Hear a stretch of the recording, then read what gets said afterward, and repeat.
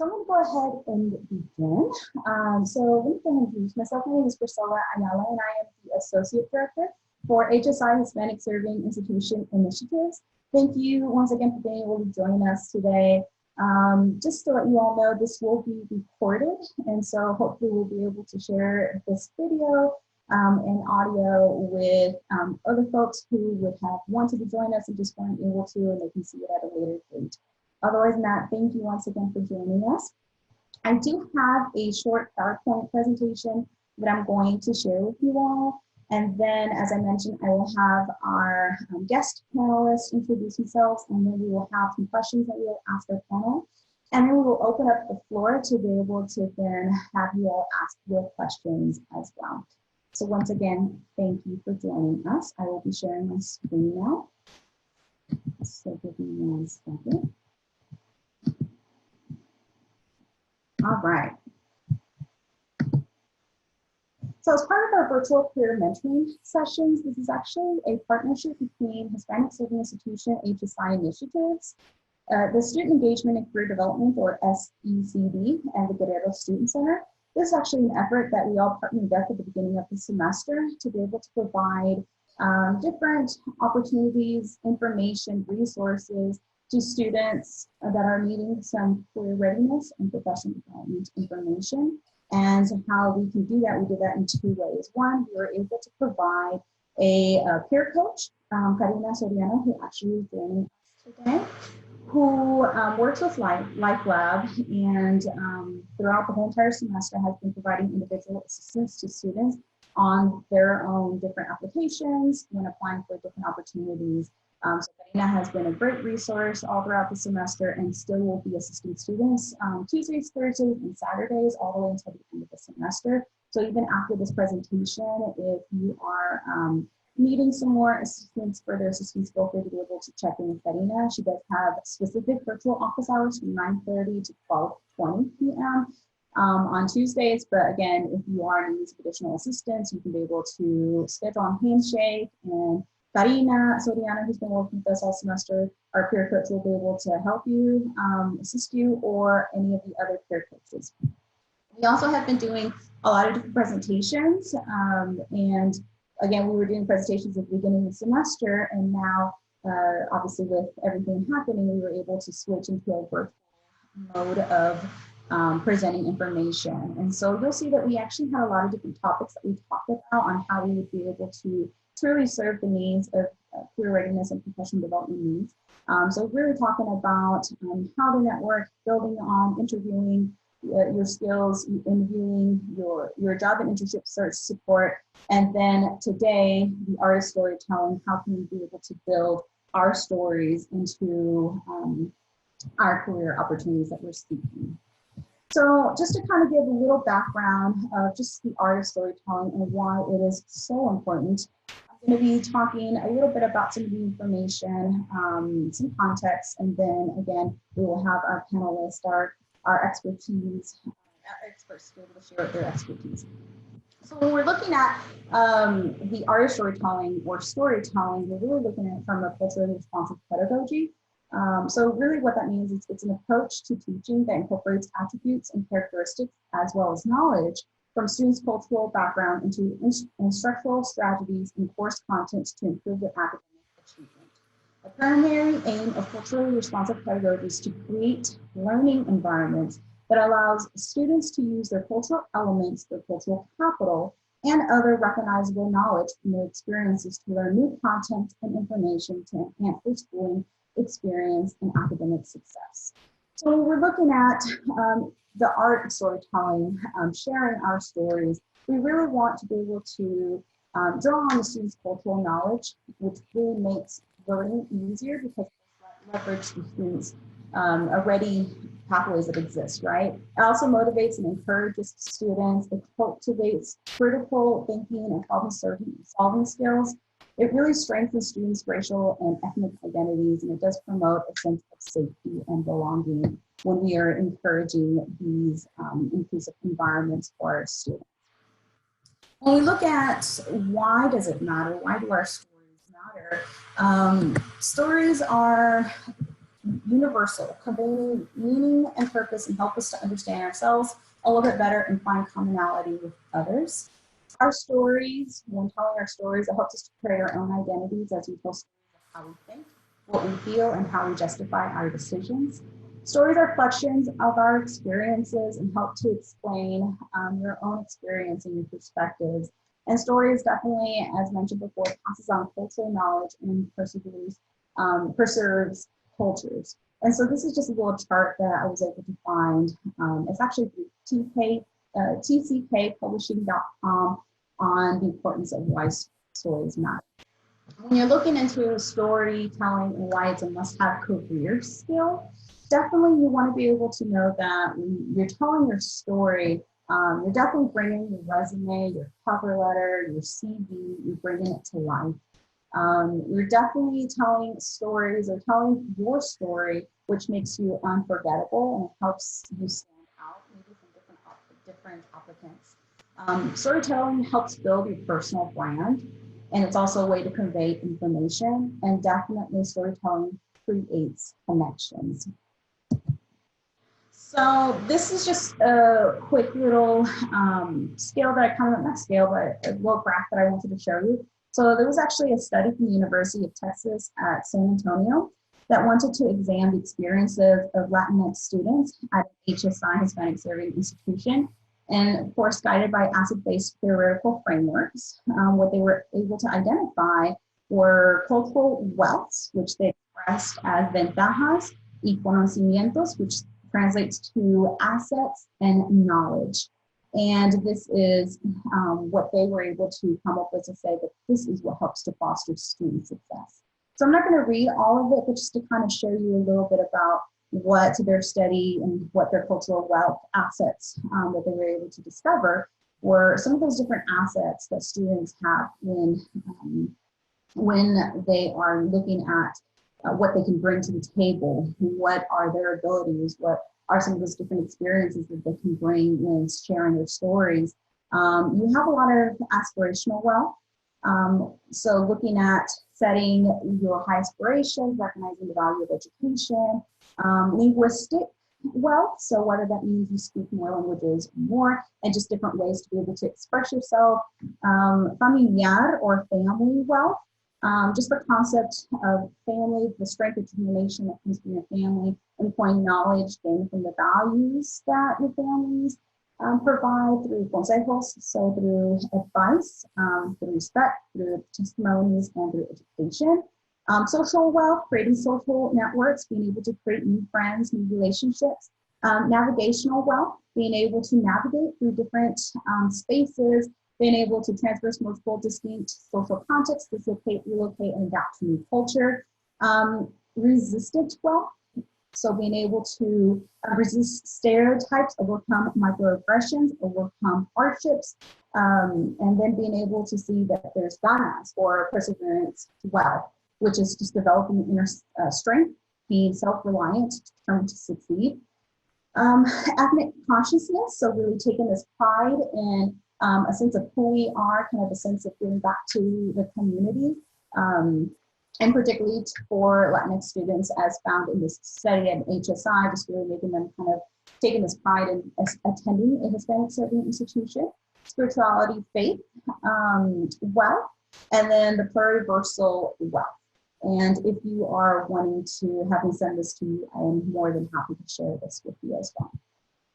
So otherwise than that, kind of talking a little bit again of the importance of our stories, what it can contribute to understanding the values in our application, of what we can contribute to our applications when we're applying for these opportunities.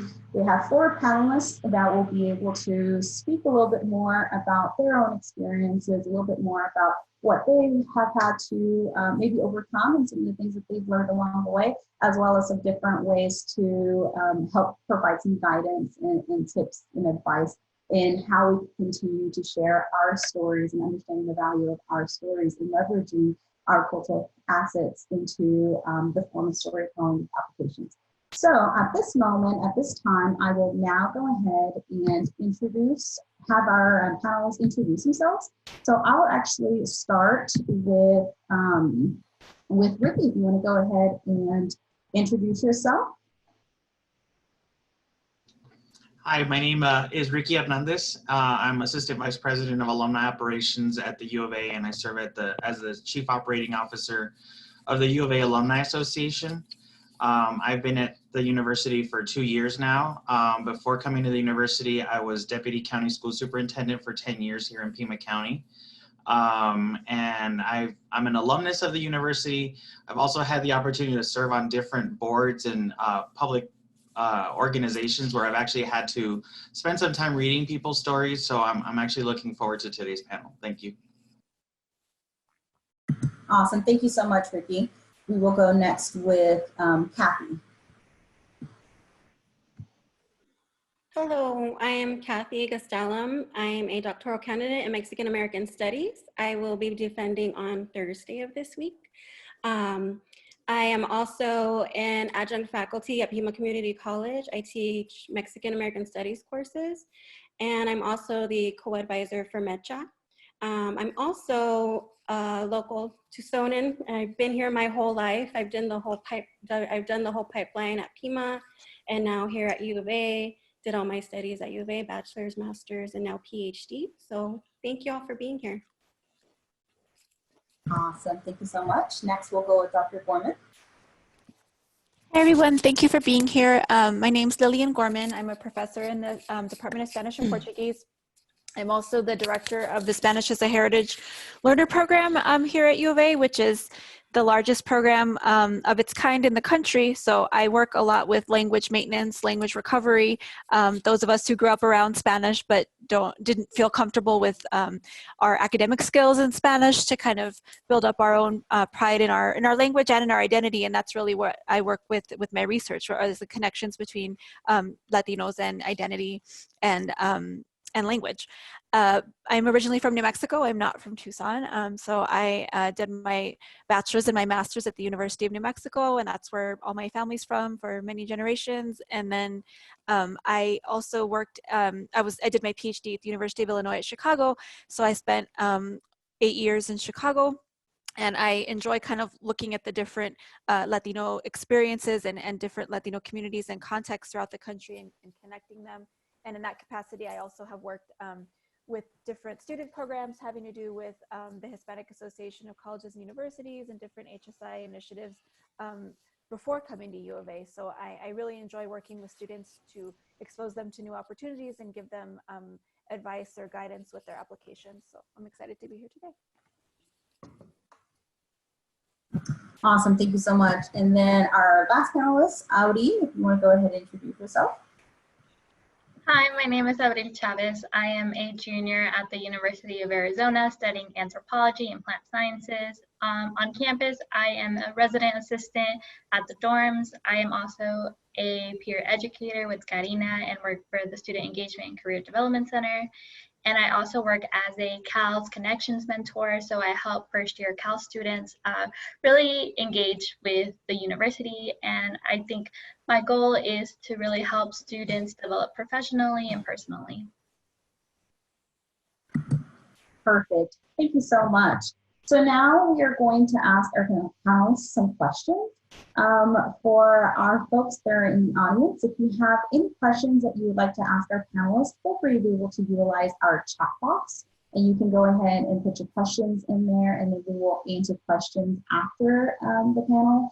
And then, or after when I indicate, right, and I open up the floor, you can feel free to unmute yourself. But at this time, thank you, panelists, again, for being able to join us. So just a few questions, and you let me know who would like to start. So what opportunities have you applied for or have had to write a personal statement for? And did you share your story in your personal statement? I will go ahead and call on, we'll go with Ricky, this is the first person I see. So, so part of my professional experience, I actually had the privilege of being a Flynn Brown Fellow, which is a civic leadership program where they pick 26 Arizonans across the state to participate in this program.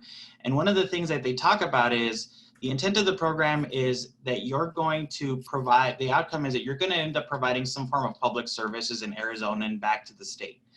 And what experiences do you bring to the table that make you a unique participant to share with the program leadership, but also then that you can then put into practice and then can be developed as a future service leader in Arizona. So one of the experiences that I had to write about, or that I wrote about, and I really kind of took a deep dive into it, is I'm a border kid. So I grew up in Nogales, Arizona, and there's a uniqueness in being a student or being just a resident of Arizona growing up in a border community, whether you're in Nogales or in Douglas or in Yuma. And it's a unique perspective to individuals who grew up, in other parts of Arizona. And how do I bring, my feeling is how do I actually bring the uniqueness of being not just an Arizonan, but being a border Arizonan, right? We feel, those of us who live in border communities feel like kind of a unique presence and a unique sense of identity compared to people who live in other parts of the state. Not that there is less importance in other parts of the state, but the idea that, I have a perspective that other people do not have, that I've grown up on, that has kind of become part of my professional development and part of my cultural heritage. And how do I transmit that story back to individuals who actually want to help me become a state leader? So, that's been something that I've actually had to experience not too long ago. Awesome. Thank you so much for sharing. Any of my other panelists? You can just go ahead and jump in. Yeah. I think when you start to apply for things in college and even before, but definitely college and onward, you kind of don't stop telling your story, and it's really important to find new ways to tell it and understand how important it is to tell it in everything that you apply for. So, I first started, I think, understanding that when I was applying for opportunities as I was finishing college, my undergraduate, and I applied for my first Hispanic Association of Colleges and Universities internship. And then onward to graduate school. And even to this day, when I'm applying for fellowships or applying for different research experiences, or when I applied for the Hispanic Leadership Institute here in Tucson, or even the USDH, the HSI fellows here at U of A. You're always wanting to talk about what it is about your story that's different, and understanding that your story is important. I think that's probably the first kind of barrier to get through, is understanding like you have your story is actually unique no matter what it may be, but particularly when you're applying for different programs, understanding that not everybody has your experience, and a lot of times you're applying to organizations or foundations that don't understand the experiences of border communities or Latino communities, and you're taking for granted that everybody kind of, it's my experience is no different than anybody else in my family or anybody else in my community, but it actually really is, and it's important to tell that. So I think the first time I felt connected to telling my story was when I was connecting it to my background in New Mexico and what it meant to be really connected to the land in New Mexico, and how I think my first essay that I wrote, where I talked a lot about your personal story, was that Haku essay, where I kind of talked about being connected to your land, but going away, but coming back, and the importance of going away and coming back, and kind of sharing yourself with others, and then coming back and sharing that with your community. And sometimes we think that, but everybody knows that that's important, but really it's just saying it and coming from your own perspective is unique. We all have our unique stories. Absolutely. Thank you so much. Avril or Cathy? I'll go ahead and speak to that. So I haven't really applied for any more widely known opportunities. I try and stay grounded and keep mine local, focused on community-based. And that's where I found the most success for my studies when I research student experiences in higher education.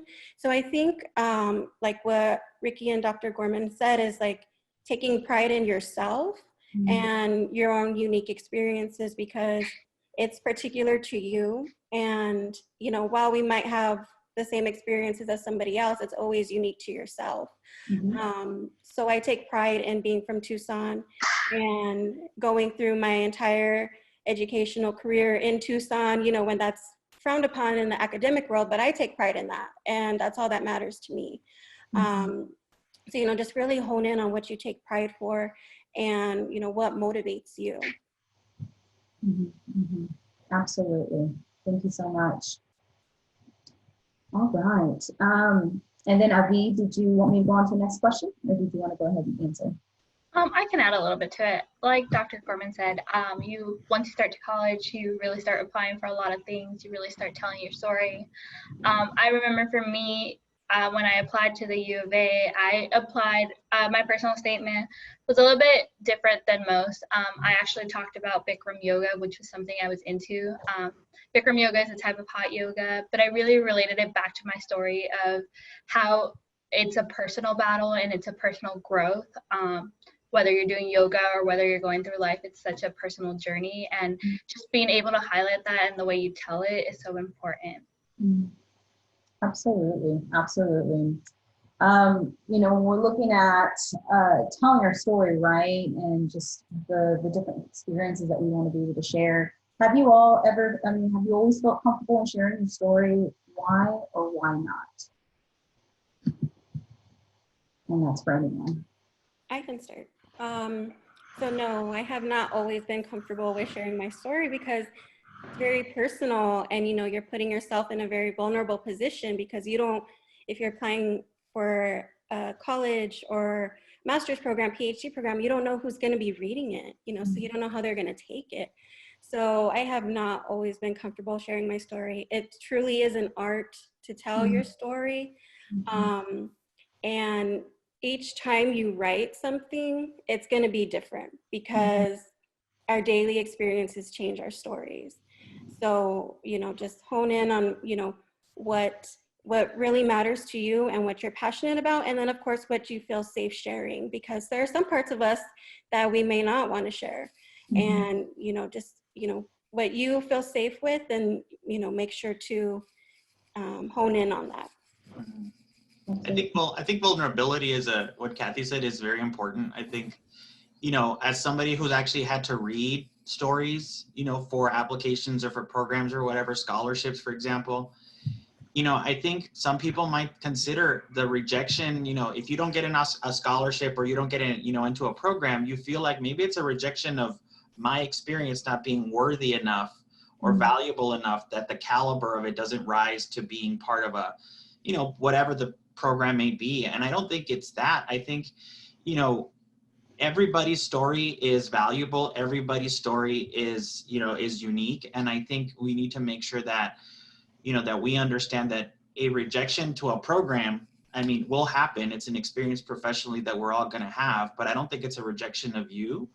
I think it's just, there's difficulty as a reader to tell you that, when they're telling you that you've got to split, hairs between one really good story and one really, really good story. It just, it's really hard. It's really difficult, even for the reader. And it's just really how it comes across in terms of, that drive. There's some stories that will just shake you to the core when you read them on paper. And, writing, that writing 101 class that we hate to take as freshmen is so powerful. That when you develop it professionally, it proves to be probably your best asset as a professional. Absolutely. I think going off of both what Cathy and Ricky said, the passion part is so important to finding what it is that makes you passionate and how you craft that into a story. Because I think early on in my undergraduate career, I think I had a lot of experience like what Ricky was saying, where I didn't think I really had a story that was important because I wasn't being selected for things. So I thought, well, maybe I don't have a story, or maybe my story isn't fitting in with this idea of what these people are wanting. So I doubted that. And I think it's a process of understanding, well, no, this is my story. This is what I'm passionate about. This is what's important to me. And if somebody doesn't want that, then they're just not a good fit for, it's not going to be a good fit. Regardless. So I kind of just moving on and saying it's not a rejection of you, because I think for a while, like I said, I didn't think I had a story worth telling, because I was like, well, I didn't understand, it was unique being from New Mexico, and I didn't know how to put kind of my experience being Latina, Hispanic in conversation with others' experiences, because we didn't really have an immigrant background. And I felt like a lot of the stories being told were very much about being coming from an immigrant background or coming from a certain way of being Hispanic or Latino. And I learned, you know, I already had pride in my family and who we were, but to tell the story of who we were and, you know, being from a certain place, you know, the border crossing us not crossing a border, those type of things, that's unique. And a lot of people don't understand that. So kind of, it is a process to find your story or to be able to find the words to talk about your story, and to understand that it may change what you want to focus on and you don't have to share everything. But once you find kind of what it is that really is you and you're passionate about, I think it becomes easier, and not taking it personally when that you're not being rejected, your story is not being rejected. It's just not, you know, there's so many things that go into the decisions that are made for program selections or whatever you're applying for. So just kind of understanding you're going to get a lot more rejections than acceptances, and that's just how it goes. Yeah, absolutely. Thank you. Avril, did you want to add something, or I can go ahead and go into the next question? Yeah, I can add to it. For me, I think definitely I was not comfortable telling my story because it takes vulnerability, and it really echoes what everyone has been saying. It's hard to know what you want to say and how you want to say it and kind of represent yourself. I think sometimes, a lot of times we think about revision and we think of what we're trying to fit this mold for this organization or this scholarship or the institution, and we really close our voice from what we really want to say. And so rather than seeing it as revision, like Cathy said, it's a daily experience. It's something new. It's something we're really growing in and molding your own voice. Absolutely, absolutely. And I definitely agree with all of you all saying that. You know, so when you're talking about obviously feeling kind of exposed and just feeling vulnerable and sharing your story, but you understand the value of your experiences and what you can share, how do you go about finding that balance between feeling exposed and feeling vulnerable and sharing your story, and then also understanding the value when applying for these different opportunities?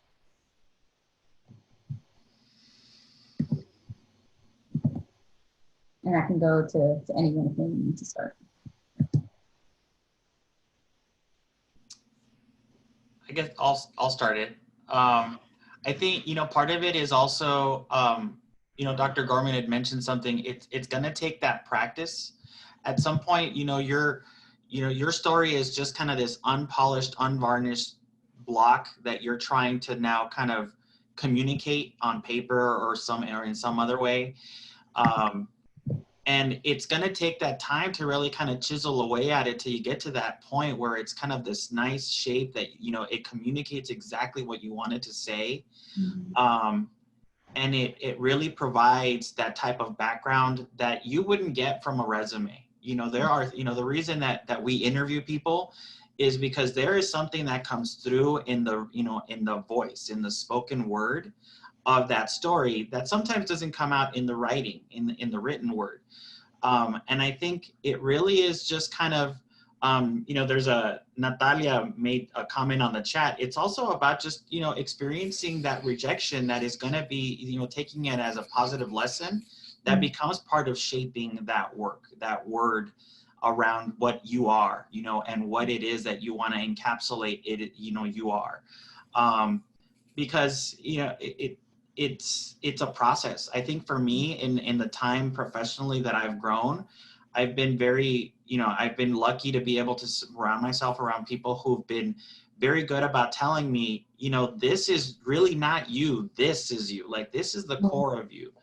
And taking the time to really take in that information and chip away at that till you get to a point where it's, you know, it's a really good, just kind of nice polished product, but it's also a point of evolution, right? It shouldn't be set in stone. It should be, you know, forever left the same way. Absolutely, absolutely. Anyone else?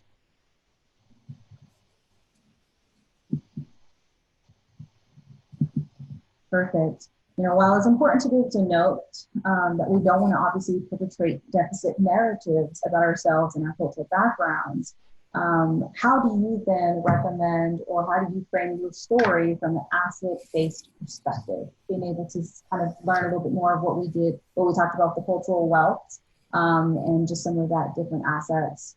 How do you frame that?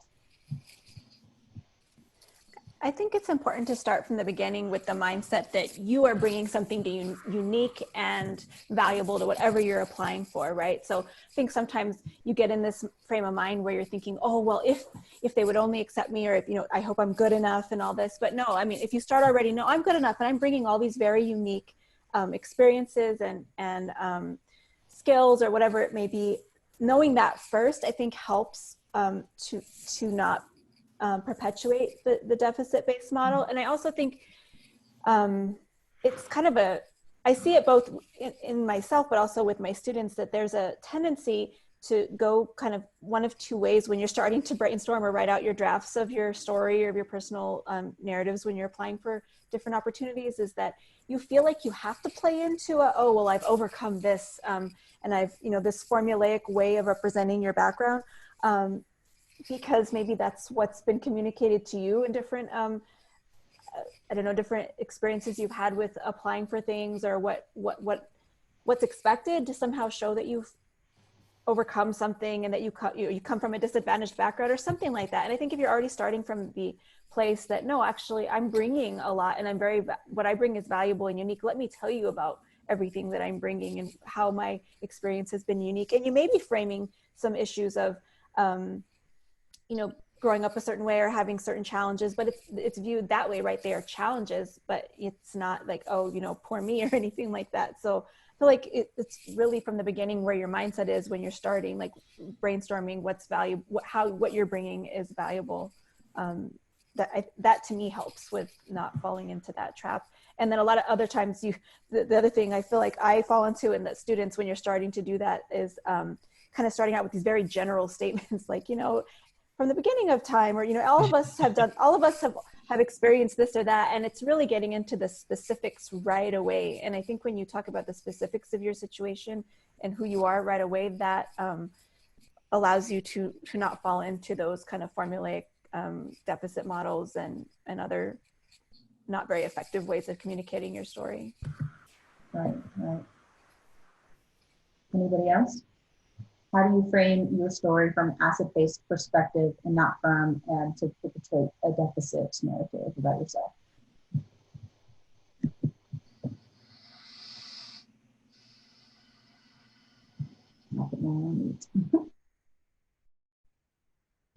And I agree with you, Dr. Gorman. You're absolutely right. I think it's also the mindset of out of all my experiences, right, out of everything that I've gone through, yes, those challenges, but more so, what have I learned from that? And what can that contribute, right, to later on with whether it's my career choice of interest, my research, this internship, what can those experiences, what can that help contribute to the field? So I definitely appreciate you being able to say that. So thank you so much. So for those who've been on different selection committees, kind of reading some of those different personal statements and those essays, or even having to write some of those different essays yourself for some of those different opportunities, what do you feel like are those applicants or those personal statements that have stood out to you the most? And why do you think that they stood out to you the most?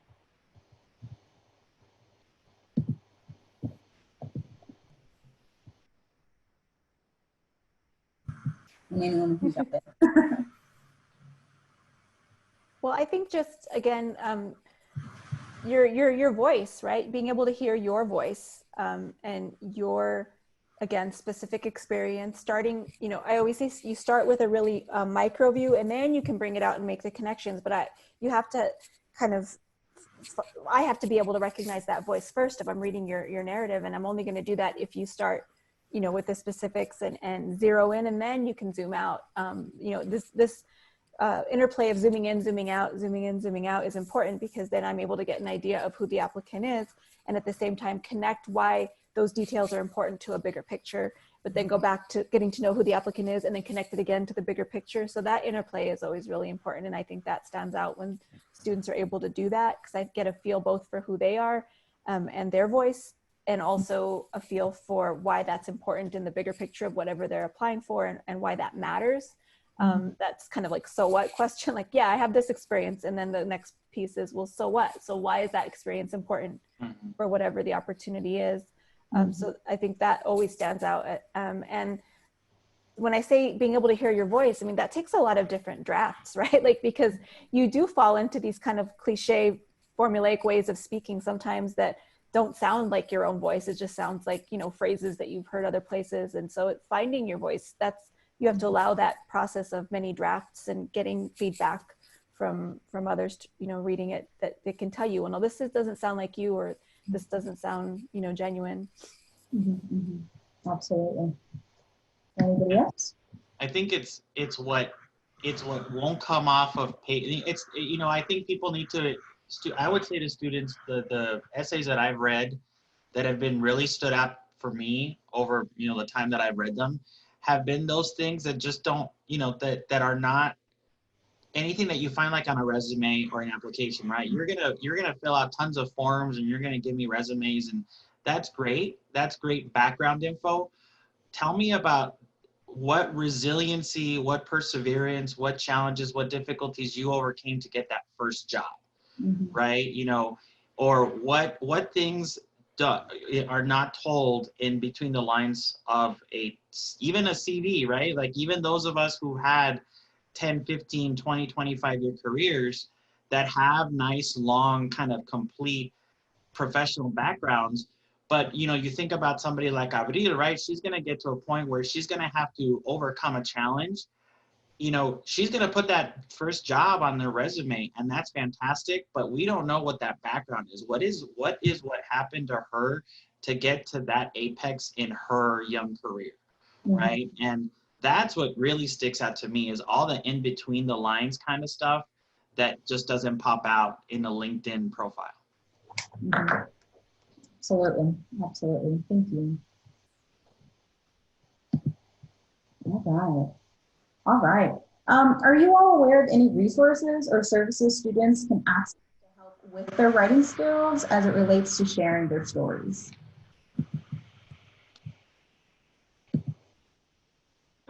So I know of the Writing Skills Improvement Program that U of A has to offer. But if you're looking for like more individual work, connecting with like a mentor that you trust, so they can tell you, you know, this doesn't really sound like you sound fake, or, you know, this, you can do this to hone in on, you know, this experience that this person knows about. So, you know, don't hesitate to ask even peers for advice. Like MAS, we have the Faculty Fellows Program, you know, go and make a connection with them. And, you know, they can, you know, help you talk through some thoughts, or, you know, you may even develop a relationship with them, and you'll be able to ask them for their feedback. Absolutely. Absolutely. Yeah, I think finding that that network of mentors is really important, so that you have kind of like several people you can go to at different levels that will be helpful, whether it be a peer, you know, identifying peers that have gotten what you want, right? They've gotten the opportunity that you have been pursuing. Have them look at your applications, and faculty. You know, we sit in our office hours a lot of times, and we would love to look over some of your statements. And I actually ask that of my students when they're applying for things and they've asked me for a recommendation letter. I want to see their statements, both so I can make my recommendation letter stronger, but also if they want extra feedback, to kind of work through that with them. So, you know, don't be afraid to ask, just kind of cultivate those relationships with professors, and see kind of, not everybody that won't be everybody's kind of passion, but you will find those who really are excited about helping you with those opportunities. And again, if you spread it out between different people, you're not, you know, relying on the same person all the time. Absolutely. Yeah, and to add on to that, I think, so I work with the Student Engagement and Career Development Center with Getting-At, and we really try to help students develop professionally, and with personal statements, we really try to help the student kind of figure out their voice and kind of just like generally brainstorm with our career educators, which are our supervisors, and our peer coaches like Karina, who really just kind of help you find your voice. When it comes to the long, intensive writing process, we really refer them to Think Tank at our Writing Center, or the Writing Skills Improvement Center, just because they are more equipped in that. Awesome. Perfect. Thank you so much. Awesome. And then before we open up the floor for our guests to be able to ask their questions, one last question for our panel. What advice would you give to students about sharing more of themselves when applying for these different opportunities?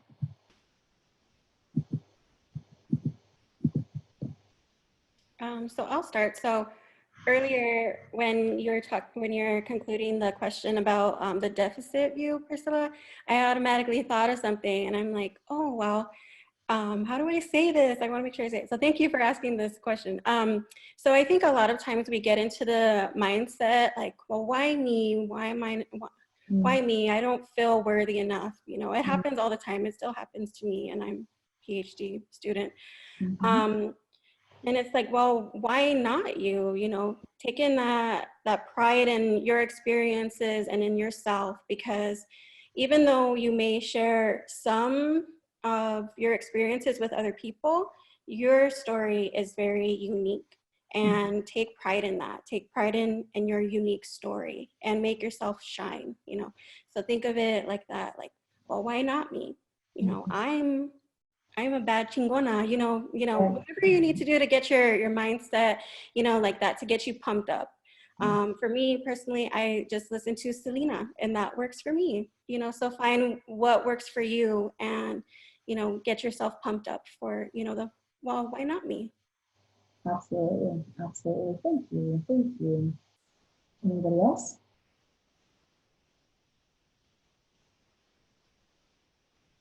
Yeah, I think Cathy described it like perfectly. It's like really get, you know, you think about all the things that you get hyped up for, right? You know, and that you get excited for. Get excited about telling about you, right? Get excited about being you. You know, we tell people that individuality is a strength.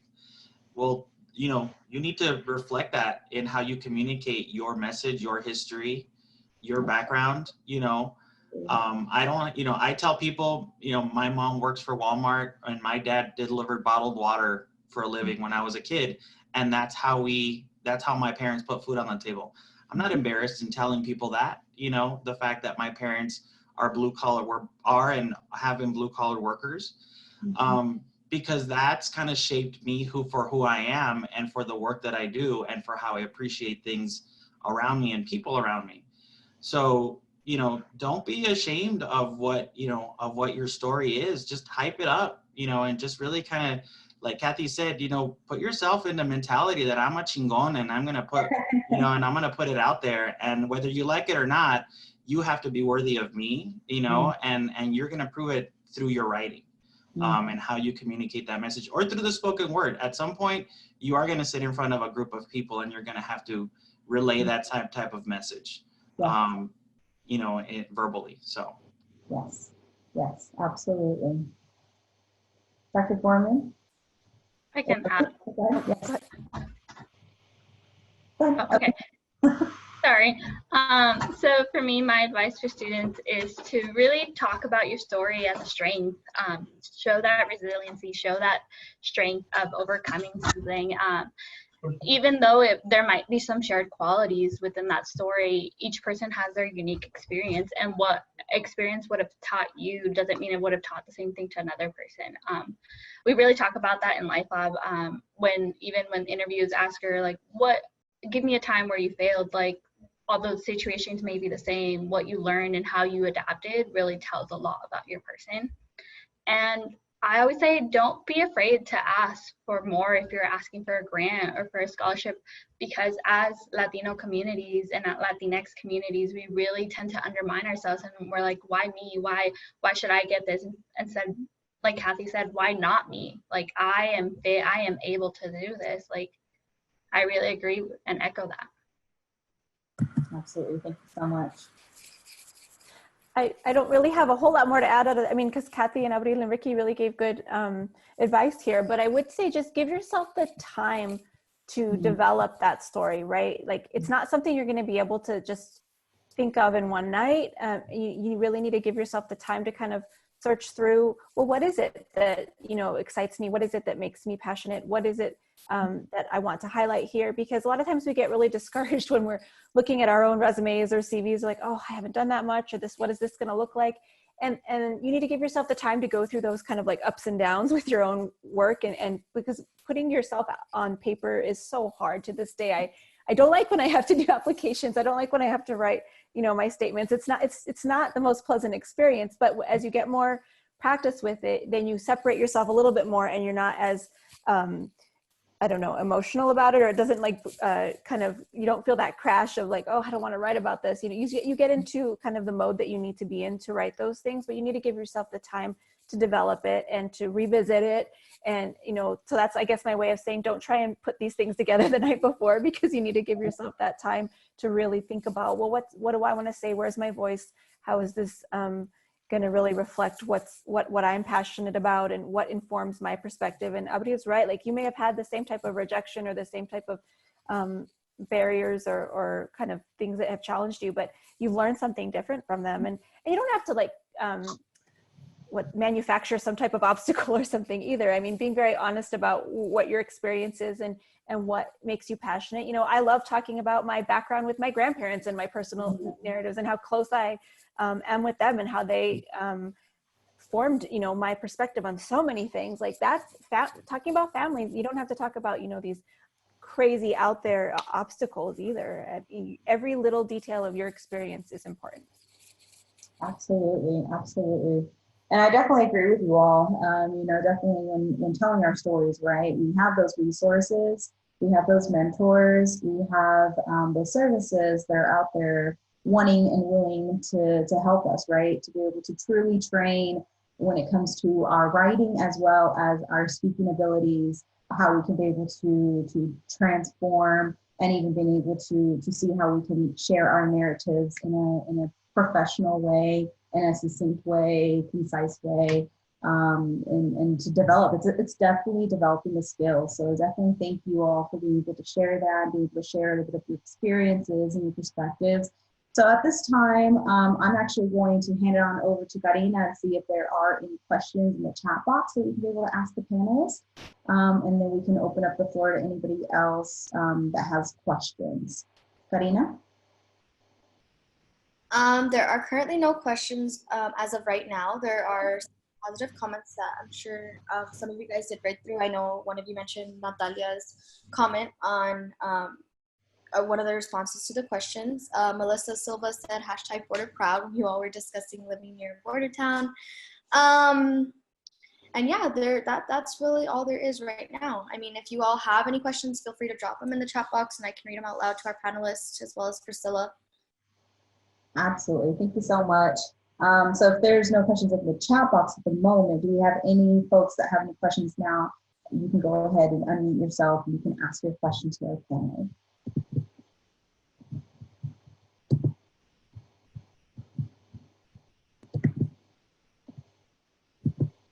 Priscilla, actually, I did get a couple of questions regarding the same kind of thing. They were just wondering if when this recording is done, if it will be sent in an email or forwarded to them. Yeah, absolutely. So definitely make sure that you are putting in your email address so that we can be able to forward this recording to folks who have joined us today. And then we are hopefully soon we will be able to add it to our archive files through our website, which actually that brings me a great point. So thank you for being able to, whoever asked that question, for asking that question.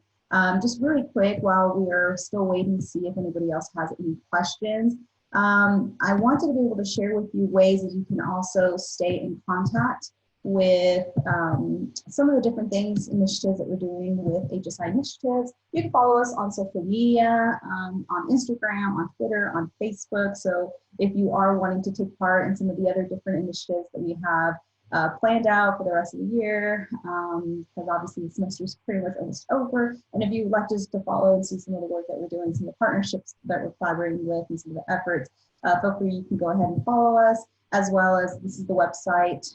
So this is the hsi.arizona.edu website. That's actually where we'll send you the files, but also you can find this in our archive. We will be uploading that hopefully soon.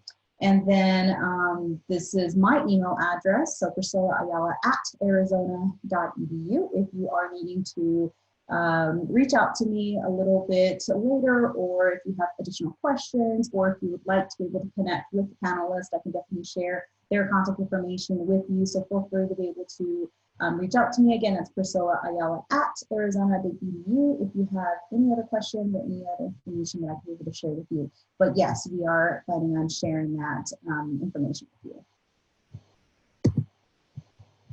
And then you say you had another question, Karina? No, ma'am. They were actually, both questions were regarding how the presentation would be sent or if it would be sent.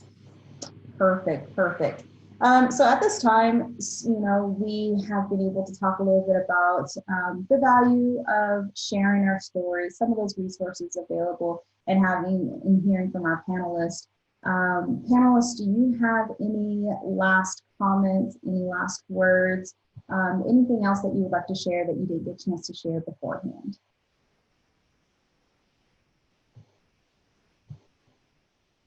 No, just feel free to reach out if you have any questions or want any guidance. I think we're all always excited to get any communications from you all if you have questions or anything like that.